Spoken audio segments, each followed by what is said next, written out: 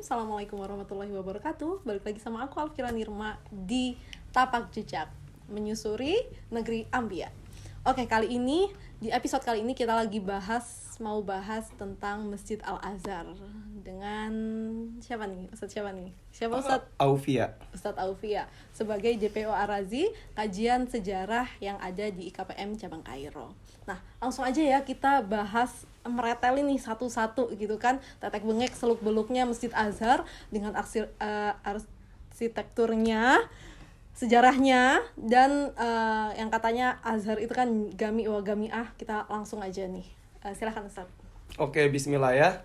Sebelumnya terima kasih banget ini KPM sangat kreatif, itu ada program Napak Jejak yang bisa kita tadabur di sini di bulan Ramadan khususnya untuk mempelajari dan menjelajahi sejarah di negeri Anbiya ini atau negeri Kinanah gitu kan. Yang notabene kita mahasiswa Azhar ini kan bertempat di Mesir gitu kan. Ini sebelum kita masuk ke Masjid Al-Azharnya ini, kita perlu tahu dulu. Ketika kita membahas tentang Mesir atau peradaban Mesir, itu tidak hanya sebatas membahas Mesir sebagai negara. Gitu ya. Karena konsep negara itu kan baru ada ya belakangan ini di abad-abad 19, 18, 20 gitu kan. Daulat. Sedangkan zaman dulu kan udah ada daulat, cuman konsepnya tidak seperti sekarang gitu ya. Nah, ketika kita membahas tentang peradaban Mesir, dari Mesir kunonya, Mesir Islamnya, atau Mesir modernnya, itu kita sama dengan membahas tentang peradaban manusia itu sendiri. Iya, siap. Gitu. Kenapa? Karena di Mesir ini sendiri banyak terjadi berbagai macam peristiwa historis gitu kan. Berbagai macam ilmu pengetahuan dikembangkan di sini gitu kan. Tidak hanya ilmu pengetahuan yang berbasiskan eksperimental aja, tapi berbagai macam ilmu pengetahuan yang berbasis wahyu ilahi pun dikembangkan di sini. Gitu kan.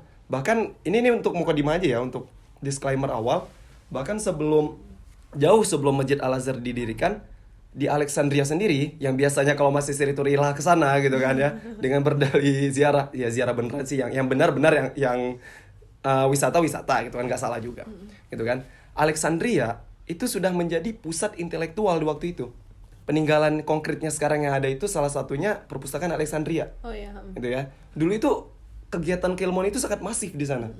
Karena itu waktu zaman kapan tuh? Waktu Berarti zaman Yunani. Iya, peradaban Yunani. Kenapa Alexandria itu bisa menjadi pusat intelektual ya, karena berdekatan dengan Yunani. Kan nyebrang laut itu udah Yunani. Benar. Nah, jadi ibarat kata teras peradaban dari Yunani ini pengembangannya ke Alexandria itu. Yang mana kota Alexandria itu kan kota pelabuhan. Jadi di situ ya orang berlalu lalang, ilmu pengetahuan, asimilasi strategis, asimilasi budaya itu terjadi di situ yang Masya Allah banget. Itu Mesir itu ya, semenjak zaman dulu. Ya singkat sejarah, akhirnya kita masuklah ke ini ya, ke periode Mesir Islam. Nah, kita perlu mengetahui sendiri, Mesir itu sebelum Al-Azhar berdiri merupakan wilayah kekuasaan dari dinasti Abbasiyah. Gitu ya. Yang kita tahu dulu bahwasanya Abbasiyah ini adalah di mana Islamic Golden Age itu terwujud.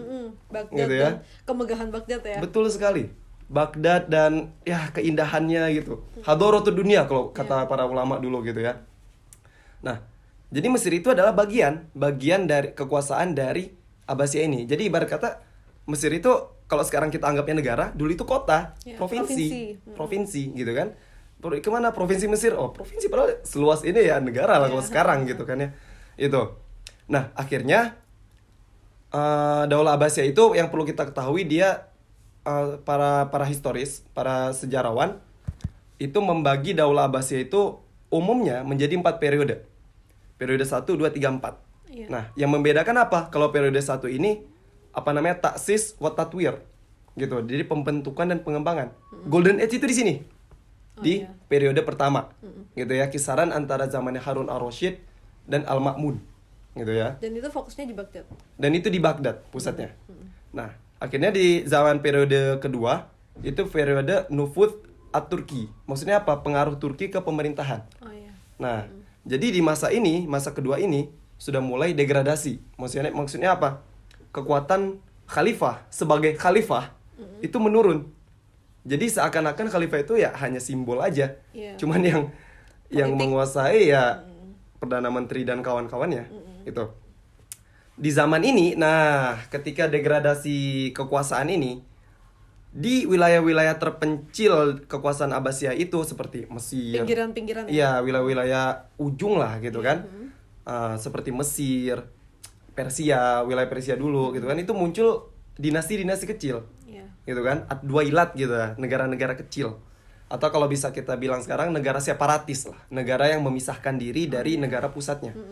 Nah, di Mesir itu berdiri dinasti Tuluniyah. Gitu ya. Didirikan oleh Ahmad bin Tulun.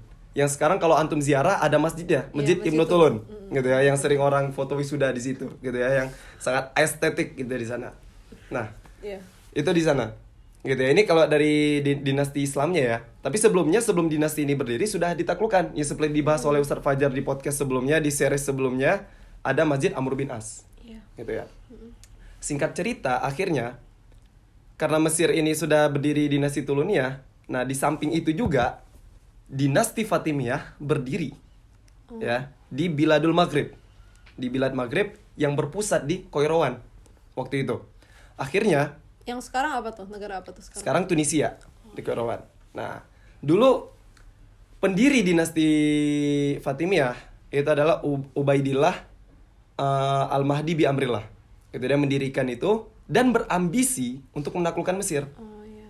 Nah, jadi Mesir ini FYI ya, dari dulu itu memang wilayah sangat strategis, gitu kan ya. Dari segi militer, geopolitik, ekonomi, Dari intelektual, macam-macam tuh sangat strategis Mesir itu. Apalagi sejarahnya juga Nah, nggak kaleng-kaleng kan. Secara historis peradaban pun sangat wow gitu kan, masya Allah banget gitu, dari zaman Firaun, Yunani, Romawi sampai Islam gitu kan. Nah, itu akhirnya Khalifah pertama dinasti Fatimiyah berambisi untuk menaklukkan Mesir. Dalam rangka apa? Menjalankan agenda politiknya. Apa agenda politiknya? Menyebarkan mazhab Syiah dan menguasai berbagai macam bilad-bilad lainnya atau negara-negara, kawasan-kawasan wilayah lainnya. Gitu. Akhirnya singkat cerita, Khalifah ini mengirimkanlah, kalau bahasa kita sekarang, agresi militer. Gitu kan? Kalau di buku ini antum bisa cek, itu namanya Hamlatul Ula Saniyah Salisa. Oh iya. Gitu ya. Dari pertama, kedua, ketiga nggak berhasil. Gitu ya, tidak berhasil menaklukkan Mesir. Gitu ya. Berarti Mesir kuat juga dong. Karena berbagai macam faktor.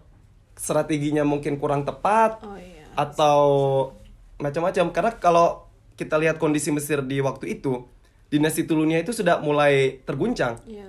Itu jadi kondisi politiknya sudah tidak stabil. Harga-harganya melambung tinggi, ekonominya inflasi dan macam-macam gitu kan. Rakyatnya mengalami kemiskinan dan kekurangan berbagai macam makanan pokok gitu kan. Akhirnya ya itulah faktor yang ini kesempatan kita nih untuk merebut Mesir gitu dari tangan dinasti Tulun. Iya. Kan nah, akhirnya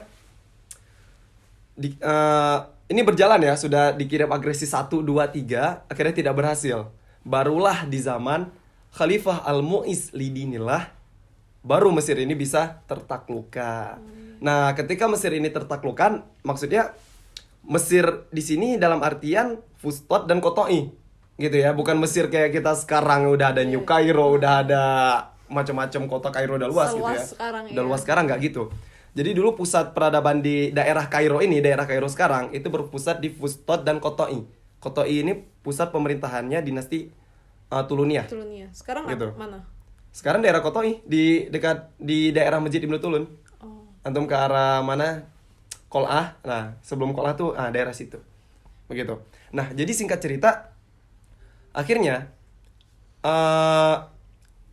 pemerintahan ketika dinasti Fatimiyah berhasil menguasai Mesir, Khalifah Al-Mu'iz Lidinillah mengutus seorang kepercayaan gitu. Untuk apa? Untuk membangun kota Kairo. Iya. Gitu. Jadi sebelum dia pergi ke Mesir sendiri, memindahkan pusat kekuasaan Fatimiyah ke Mesir, akhirnya dia mengutus orang dulu namanya Jauhar As-Sikili. Oh, iya. Sebagai apa? Sebagai panglima.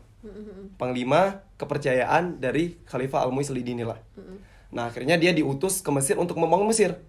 Nah, jadi ini akan relate nanti dengan pembahasannya Ustadz Fatih di Syari Mu'iz. Oh, iya. Nah, karena yang pertama dibangun itu bukan Al-Azharnya, tapi ya fasilitas-fasilitas dan tembok-temboknya.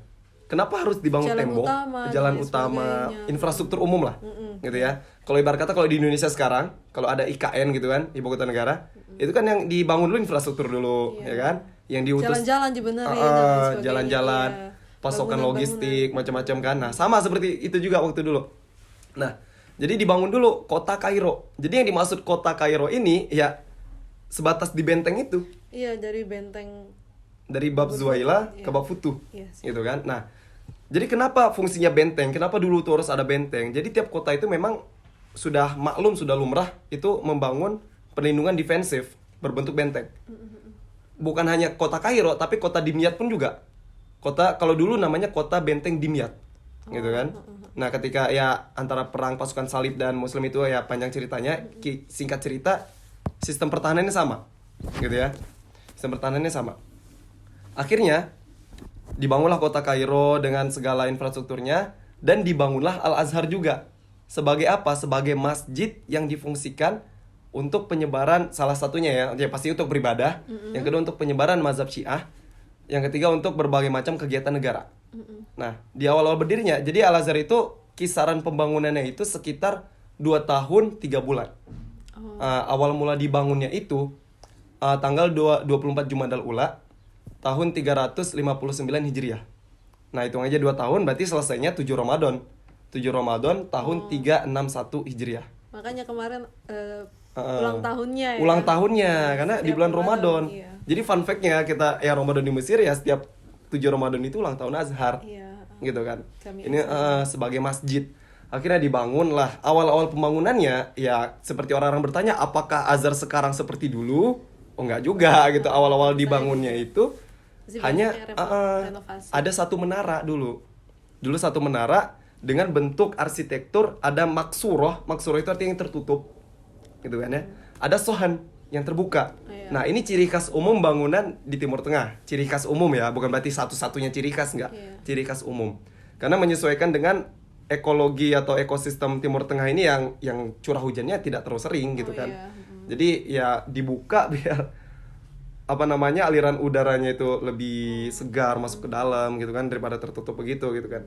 Atau hujan juga Kalau jarang hujan pun gitu. jarang dan dibersihkannya insya Allah mudah kalau hujan gitu Iya. kan. Kalau kita yang di daerah tropis susah gitu nggak bisa. Hujan terus. Hujan terus gitu ya. Nah, singkat cerita akhirnya dibangun seperti itu. Nah, dulu belum ada ubin yang cerah kayak sekarang itu belum ada gitu, masih pasir biasa, semen biasa seperti itu.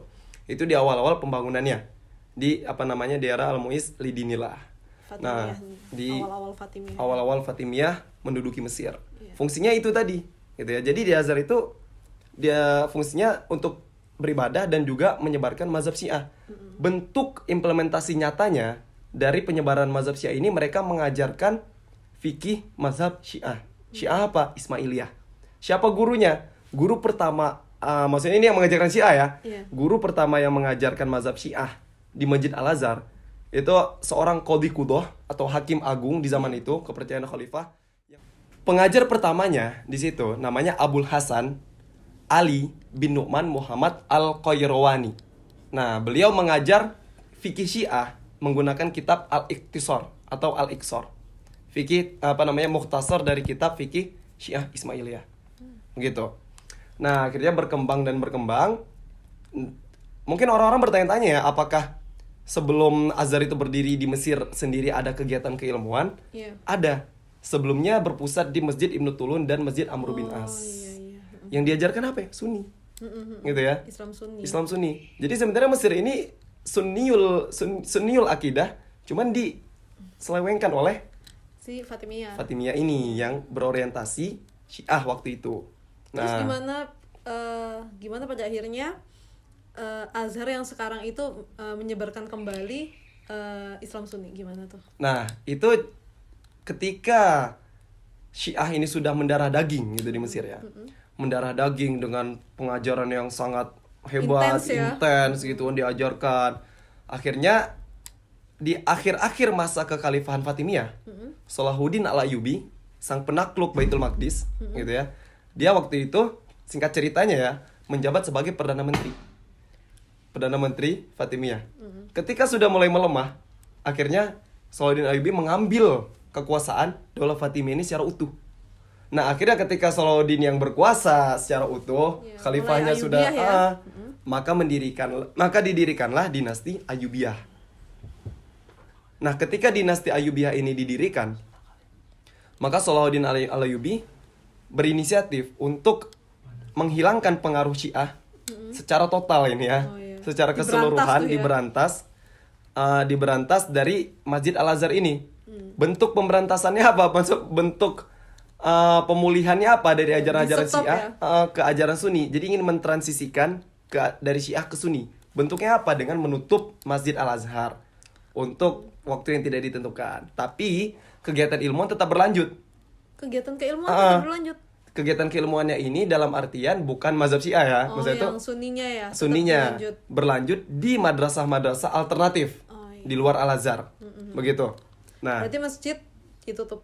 masjidnya ditutup, Pembelajaran Syiah di stop. pembelajaran Syiah di stop. Nah, tapi perlu kita ketahuin, pembelajaran Syiah di sini tidak dipelajari secara tatbiki. Maksudnya kita belajar bukan untuk meyakini, bukan untuk mengamalkan, tapi dipelajari secara akademis dan teoritis. Nah, jadi nazori aja. Sebatas nazori dipelajari di halakoh-halakoh pembelajaran Sunni. Begitu. Barulah sampai nanti di zaman Sultan Zohir Baibars. Sultan Mamluk, baru Masjid Al-Azhar dibuka kembali. Begitu. Dan Dibuka disitulah kembali. mulai disebarkan Nah, Islam Sunni ya. Islam gitu, Sunni pembelajaran. mulai diajarkan kembali intens penyebaran Sunni di Mesir dengan 4 mazhab yang kita kenal sampai sekarang masih ada di Mesir dan macam-macam begitu.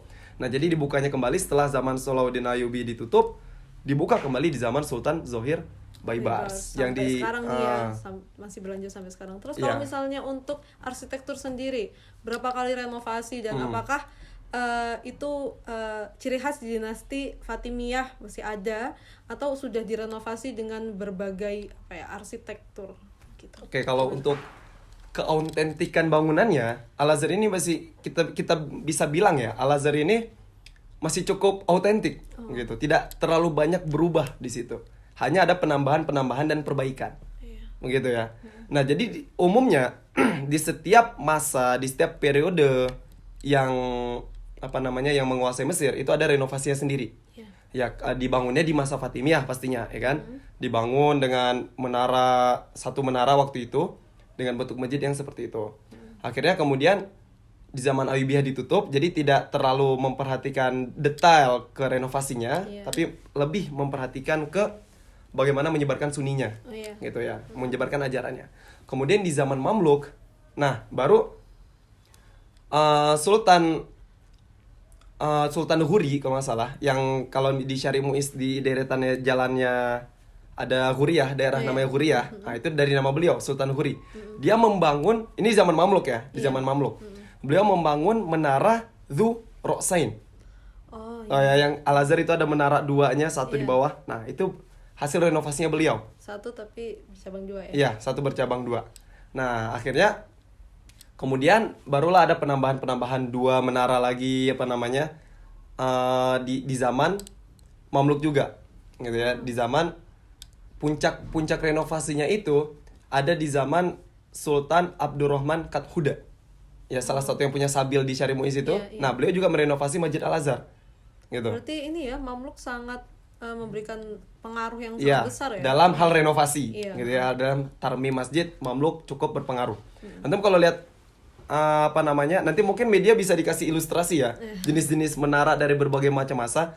Antum kalau lihat menara Al-Azhar yang 2 di samping arah utara, gitu ya, selain Dzu Ra'sain, itu ciri khas menara Mamluki, gitu, menara Mamluki. Dan itu bisa dikasih ilustrasi. Nah, jadi kalau bisa dibilang Mamluk ini punya kontribusi besar dalam tarmim, memang punya, gitu kan. Di antaranya juga ada pembangunan ruak-ruak yang difungsikan sebagai asrama dan tempat tinggal dari para ulama dan santri-santri yang belajar di Al-Azhar, gitu. Jadi ya logikanya karena Al-Azhar Selain sudah tempat belajar berarti ada juga asramanya ya. ada, gitu, tempat tinggal, gitu kan. Karena dulu kalau kita bayangkan tempat tinggal itu tidak seperti Madinah Bu sekarang ya, maksudnya itu udah ada syako, udah fasilitas airnya ada. Kalau dulu kan tidak semuanya seperti itu.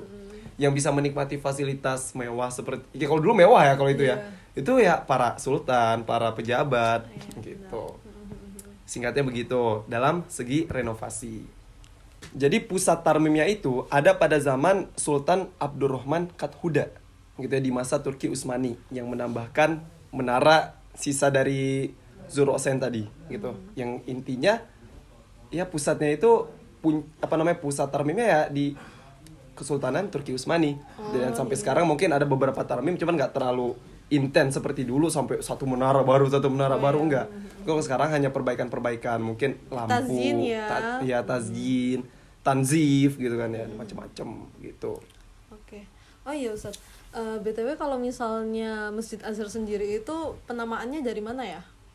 Kalau penamaan Al-Azhar sendiri itu ada beberapa kaul, fiha aqwal gitu ya. Banyak pendapat ya? Ada banyak pendapat. Yang mungkin saya rangkum itu ada 5. Yang kalau pertama Al-Azhar mushtaqun min Sayyidatuna Fatimah Az-Zahra. Diambil dari julukan atau dari nama Sayyidah Fatimah Az-Zahra gitu. Iya. Yang kedua, nama Al-Azhar sendiri. Ini perlu kita ketahui dulu ya. Masjid Al-Azhar itu awalnya bukan Masjid Al-Azhar namanya, tapi Masjid Qahirah. Masjid Jami Qahirah. Waktu di Fatimiyah Waktu namanya awal itu ya? pembangunannya. Gitu ya. Jadi kenapa? Karena Daurul Masjid itu di zaman dulu, fungsi masjid itu tidak hanya sebatas untuk sholat, tapi untuk berbagai macam keperluan negara, keperluan keilmuan dan macam-macam itu di masjid. Tarbiyatan atau qadiyatan atau ya macam-macam itu di masjid. Pengadilan juga dong. Pengadilan juga. Nah, benar. Bahkan di Masjid Al-Azhar dulu ya di zaman Fatimiyah, itu tiap minggu diadakan majelis. Majelis apa? Majelis yudifikasi atau penghakiman. Gitu ya. Jadi ada kegiatan yudifikatif, kegiatan intelektual, macam-macam ada tuh di masjid. Konstitusi dan lain-lain. Itu di Masjid Azhar. Itu pertama ya namanya. Nah, dari Jami Qahirah, Masjid Jami Qahirah berubah menjadi Masjid Jami Al-Azhar. Nah, salah satu asal penamaannya dari Sayyidatuna Fatimah Az-Zahra. Yang kedua, ada pendapat yang mengatakan bahwasanya Al-Azhar ini diambil karena waktu itu kan ini masjid ya. Iya. Pasti penerangannya lebih terang dari rumah penduduk lokal dong. Benar. Nah, ini secara zohir ya, secara fisik. Mereka mengatakan bahwasanya nama Azhar itu diambil karena masjidnya ini terang dulu gitu kan. Ini terang secara fisik. Adapun secara metafisik, secara batin, bahwasanya Al-Azhar ini menerangkan secara keilmuan. Iya, benar. Begitu. Makanya dinamakan Al-Azhar. Nah, kemudian ada lagi yang mengatakan, nah ini saya tidak tahu jelas atau tidak, ada yang mengatakan begini, bahwasanya nama Al-Azhar itu diambil dari bintang Zahra. Oh iya, Bintang Zahra ketika pembangunan kota Kairo. Nah, tapi kalau ditanya bintang Zahra itu di konstelasi bintang mana, saya nggak tahu gitu ya. Ini hanya pendapat orang gitu ya, saya nukil gitu ya. Itu diantaranya. Nah, jadi yang paling roji nama Al-Azhar itu diambil dari Sayyidatuna Fatimah Az-Zahra. Bahkan di majelis-majelis talaki juga pun sering dibahas. Salah satu yang pernah saya hadiri, majelisnya Syekh Hamad Al-Azhari, beliau juga pernah mengatakan bahwasanya nama Al-Azhar itu diambil dari Sayyidatuna Fatimah Az-Zahra. Begitu. Di satu sisi kan ya Fatimiyah juga iya, dan lain betul. Di satu gitu sisi Fatimiyah juga mengambil dari Fatimah Az-Zahra. Begitu. Oke. Terus nih Ustadz, kan tadi kita udah bahas tentang keilmuan ya yang ada di Jami Azhar gitu kan, Jami wa Jami'atan nih kan. Terus siapa aja sih ilmuwan-ilmuwan yang lahir dari Azhar sini? Oke, kalau kita bahas Al-Azhar secara keilmuan itu dari generasi ke generasi itu terus membidani gitu, membidani ulama yang lahir dari sana gitu.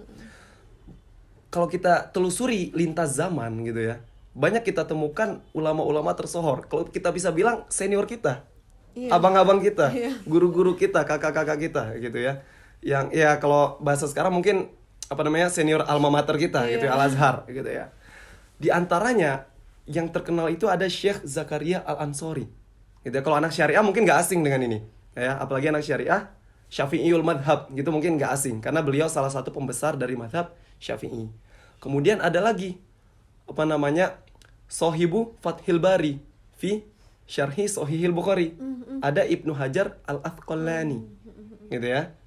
ada lagi di antara para ulama itu Sohibu tafsir Jalalain. Siapa? Al-Imam Jalaluddin Suyuti. As-Suyuti. Betul banget. Gitu ya. Ini sebenarnya banyak ya, cuman ini di antara mereka aja. Nah, mereka ini mungkin di satu sisi mengkaji lebih kuatnya ya. Sebenarnya mereka ini polimatik.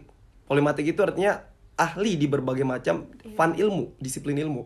Nggak punya takhusus karena saking pinternya. Saking pinternya. Jadi ciri khas ulama kita dulu ya, di zaman keemasan Islam itu mereka tuh polimatik gitu. Kalau mungkin sekarang ada istilah generalis spesialis, mungkin mereka ini polimatik itu enggak Ya, spesialis di segala bidang. Spesialis gitu di berbagai macam bidang. Itu saking hebatnya. pinternya. Gitu ya. Masya Allah. Dan kita bayangkan begini, renungan untuk kita ya. Mereka dulu yang teknologinya tidak secanggih sekarang tapi kualitas keilmuan itu bisa sangat Masya Allah gitu. Apalagi kita yang sekarang ya, teknologinya udah bermacam-macam ya, walau alam gitu ya. Nah, itu dari segi ilmu agama. Tidak hanya seperti di awal yang Anda bahas tadi. Jadi ketika Islamic Golden Age dan Al-Azhar juga, itu tidak hanya dikaji ilmu-ilmu deduktif rasionalis atau ilmu-ilmu yang berbasis wahyu ilahi aja. Tapi ilmu-ilmu yang berbasis induktif empiris atau ilmu-ilmu eksperimental itu dikaji juga. Salah satu yang tersohor siapa? Ada namanya Ibnu Al-Haytham. Gitu ya. Di kalangan Eropa ini mungkin masyhur, sangat masyhur. Namanya Al-Hazen. Begitu. Beliau awalnya dari Baghdad di abad ke-10 Masehi. Masehi ya, 10 Masehi. Itu berangkat ke Mesir. Ya. Nah, singkat cerita ya beliau ke Mesir karena ada proyek ya, proyek di Sungai Nil dan macam-macam. Nah, akhirnya beliau melakukan eksperimentalnya beliau di Al-Azhar. Kalau kita pernah dengar istilah kamera obscura, gitu ya, yang cikal bakal dari kamera yang kita pakai ini, HP, kamera HP kita, proyektor, segala teknologi yang memakai ilmu optik, itu beliau pencetusnya. Buku beliau yang terkenal itu Al-Manazir, bahasa Latinnya Thesaurus of Opticus, gitu ya, atau rujukan berbagai macam ilmu optik. Itu di mana eksperimennya? Di Masjid Al-Azhar, gitu. Eksperimen kamera obscuranya salah satunya. Yang besar itu. Mungkin inspirasinya beliau ketika dimasukkan ke penjara waktu itu ya, gara-gara gagal proyek gitu ya. Akhirnya Khalifah memasukkan beliau, singkat cerita akhirnya beliau terinspirasi dari situ. Ketika keluar, beliau melakukan eksperimen beliau di Masjid Al-Azhar. Itu diantara yang terkenalnya ya, tidak hanya ilmu agama tapi ilmu sains eksperimentalnya juga ada begitu. Itu ulama-ulama yang dulu ya, sampai sekarang pun juga masih ada aja ulama yang namanya juga Azhar ya. Masya Allah banget Masya gitu Allah. Mungkin segitu dulu kali ya Ustadz ya. Oke. Karena udah panjang nih, udah banyak Panjang gitu lebar kan ya obrolannya gitu. Mungkin segitu dulu pembahasan tentang Masjid Azhar dengan segala seluk-beluknya. Sampai jumpa di lain kesempatan. Jangan lupa like, comment, share, and subscribe. Terima kasih sudah menonton. Wassalamualaikum warahmatullahi wabarakatuh.